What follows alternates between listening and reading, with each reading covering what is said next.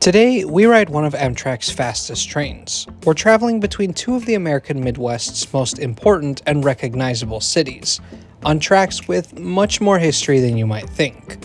Find out what it's like to ride the Amtrak Lincoln service.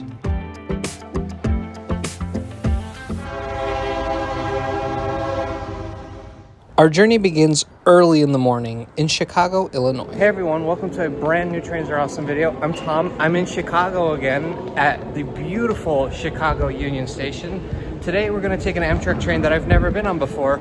We're riding the Lincoln service to St. Louis, Missouri. Train departs in about half an hour, so we're going to go to the boarding area now. Chicago Union Station has graced the Windy City with its presence since 1925. Today, it serves as the starting point for all Amtrak trains in Chicago, as well as several Metro commuter lines. Union Station has several shops and restaurants, but these are all tucked away in the maze-like underground areas of the station, away from the main hall. It seems like every time we come here, instructions for boarding are different, but most recently, we had to line up for our train at the south boarding gates.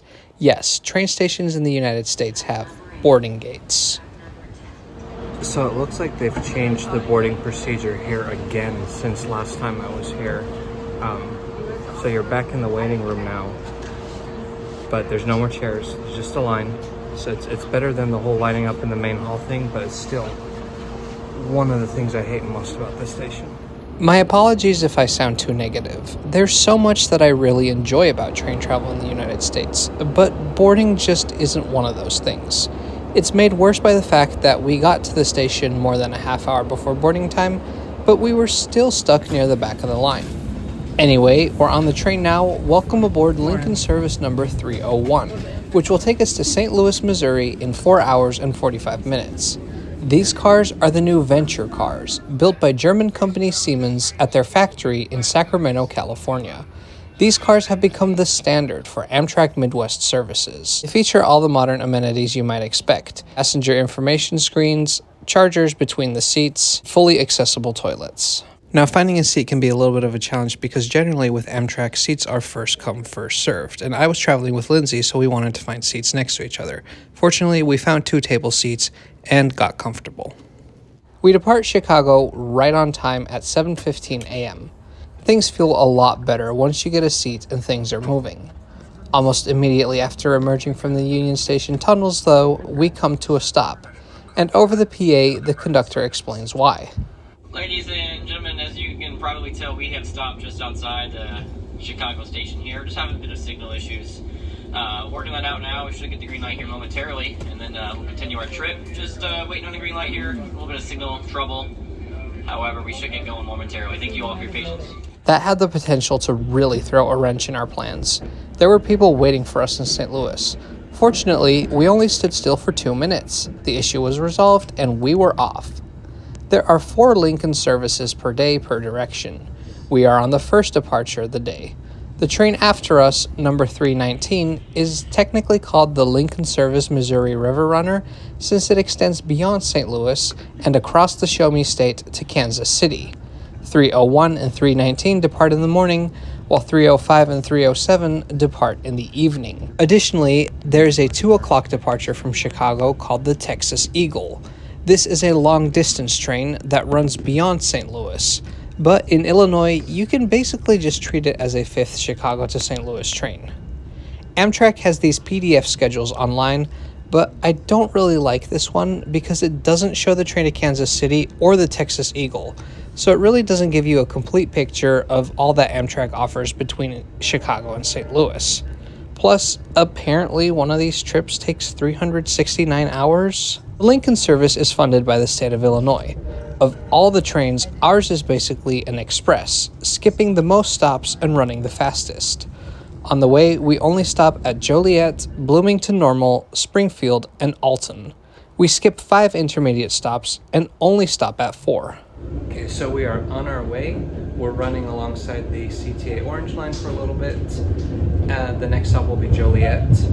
These, of course, are the Siemens Venture cars. They were introduced to the Amtrak Midwest services a few years ago, and now they're really the backbone of this entire network. And it's an unpopular opinion, but These are some of my favorite cars. It's so nice to be able to ride Amtrak and ride a car that looks like it belongs in the 2020s. One thing though that I've never experienced before is a Venture Cafe car.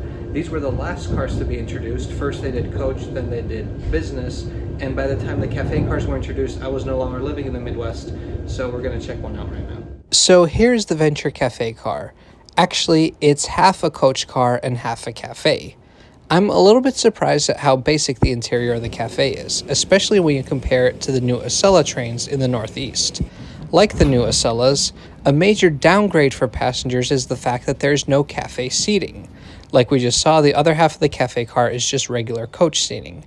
There are some tables you can stand at, and these have power outlets. They also have tables with outlets for wheelchair users. Still, some table seating would have been nice. I spoke to the cafe attendant, and while he admitted that there should have been table seats, he had lots of praise for the design of the kitchen compared to the old cafe cars. All his supplies were now stored in one place, and the fridges were not freezing over to the point of frost spilling out. He told me that for his work as an attendant, the Venture Cafes were a large improvement. As we pass the old prison, it means we're approaching Joliet. So once again, to expedite the boarding process here at Joliet, please move those bags overhead. We do appreciate it. Now, despite the short distance between Chicago and Joliet, due to just how crowded the line is, it takes almost an hour to get here. After a brief stop in Joliet, we continue south, crossing over the tracks used by the Metro Rock Island District commuter service. Up until Joliet, we have shared our tracks with the Metro Heritage Corridor, a commuter rail service that only runs 3 times a day and on weekdays only. Alright guys, that was Joliet. Bloomington-Normal is normally about an hour away. Bloomington-Normal will be next, 1 hour. If you just joined us, guys, cafe cars toward the middle of the consist today, guys. Hold on to something when you move about. Have your shoes on for your safety. As we leave Joliet behind us, we leave both of the metro lines in the dust, and the Chicago suburbs for that matter.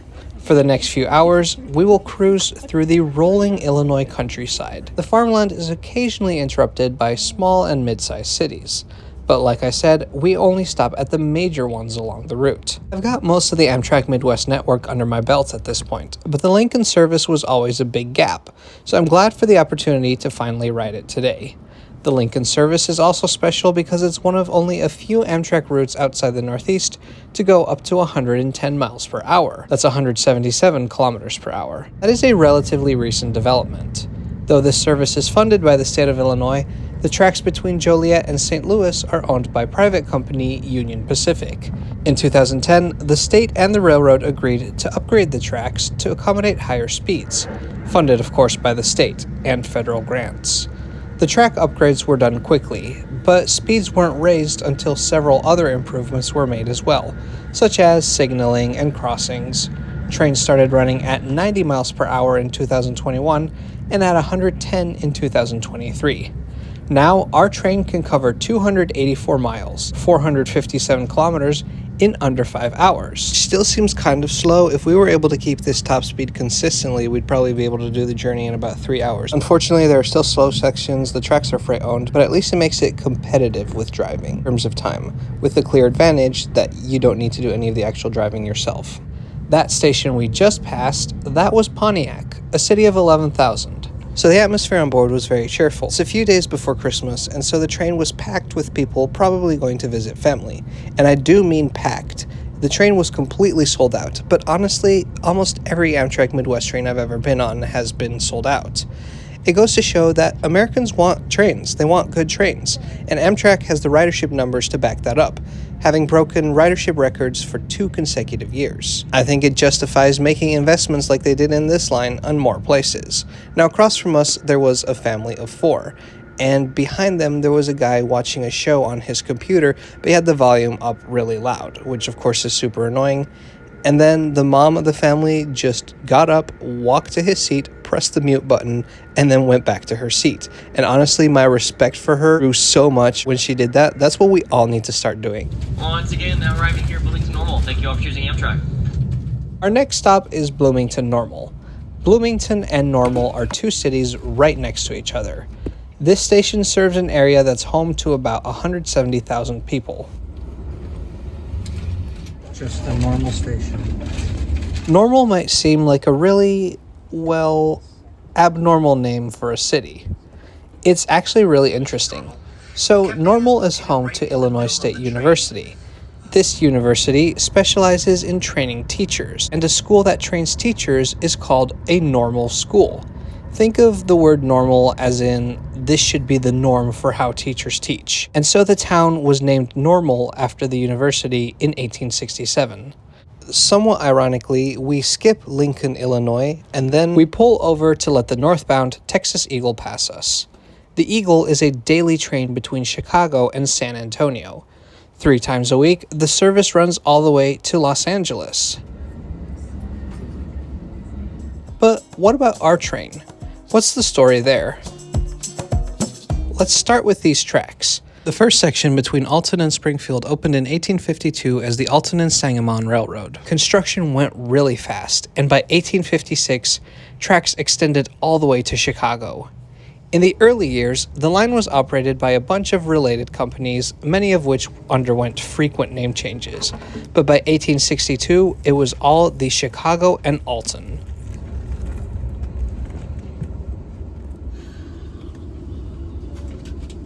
We are now boarding. Speaking of Springfield, make sure you look out the right side window for excellent views of the Illinois State Capitol. Of course, back in those days, a rail journey took much longer than it does today. A Chicago to St. Louis trip could be an overnight journey. In 1859, the Alton introduced a special type of sleeper car designed by a certain Mr. George Pullman. Essentially, this was the first ever Pullman car, and it ran right on these tracks. Pullman would refine his design, and Pullman cars would become the global standard for luxurious sleeper trains. They were built at a massive complex in South Chicago, and even to this day, the word Pullman is synonymous with luxury trains. These cars certainly aren't Pullman, but I am grateful for the higher speeds. This journey is only taking up our morning, not the whole day. 1865, the Chicago and Alton hosted the last leg of Abraham Lincoln's funeral train from Washington, D.C. Starting in 1931, the Chicago and Alton fell under the ownership of the Baltimore and Ohio. Some of the Alton's famous passenger trains were the Alton Limited and the Abraham Lincoln between Chicago and St. Louis, as well as the Ann Rutledge between Chicago and Kansas City. The Ann Rutledge last ran in 1958. In 1971, Amtrak took over intercity passenger rail service across the country. All right, ladies and gentlemen, just a few minutes now. Alton's coming up. Just a couple of minutes, guys. To Alton, 2 doors open. That included the Limited and the Abe Lincoln. They extended both services to Milwaukee that same year, renaming the Limited to the Prairie State.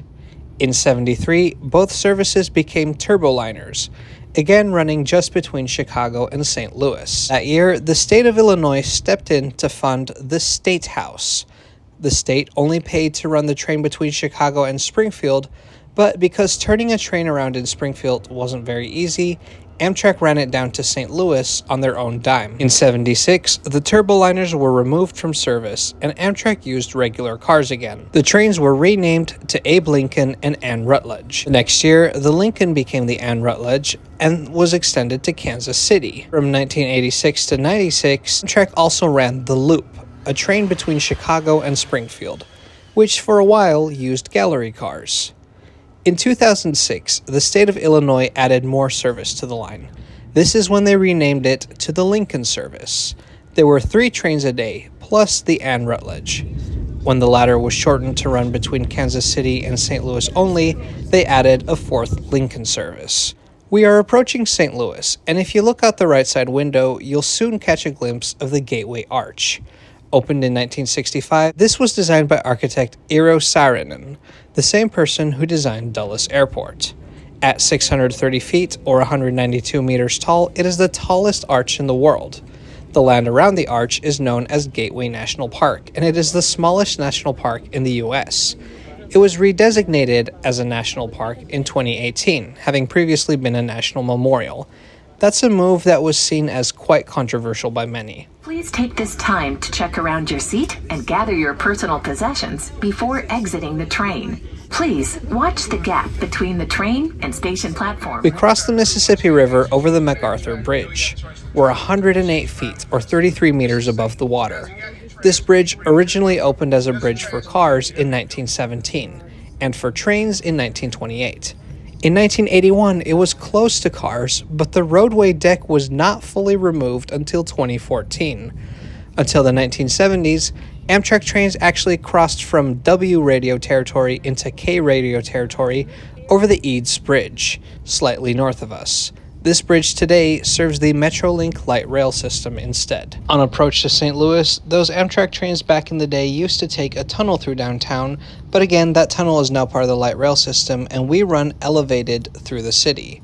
The sky is cleared up and the views of downtown, including the Arch and Busch Stadium where the Cardinals play, are beautiful. I definitely enjoy this part, but when it comes to the station, well, St. Louis has a beautiful Union Station. It was once the largest station in the world, but today it doesn't serve trains. It's a hotel, museum, aquarium, and theme park. Instead, trains terminate at St. Louis Gateway Station. For having such an inspiring name, it's quite the uninspiring station. The platforms are completely exposed to the elements. To leave, you climb up to an overpass, then back down into the main waiting area, which is shared with Greyhound and has a deli inside. It's not objectively terrible, you can wait for your train with a roof above your head, but man, what a downgrade compared to Chicago Union Station where we boarded. It's a good thing that your first impression of St. Louis is the views out the window when you approach, not the station. The Lincoln service is a great train. With multiple departures per day and traveling at high speeds, it's the most relaxing way to travel between Chicago and St. Louis, even if I wish the boarding process would be improved a little bit. Thank you so much for watching today. If you enjoyed this video, please subscribe to Trains Are Awesome, and we'll see you next time.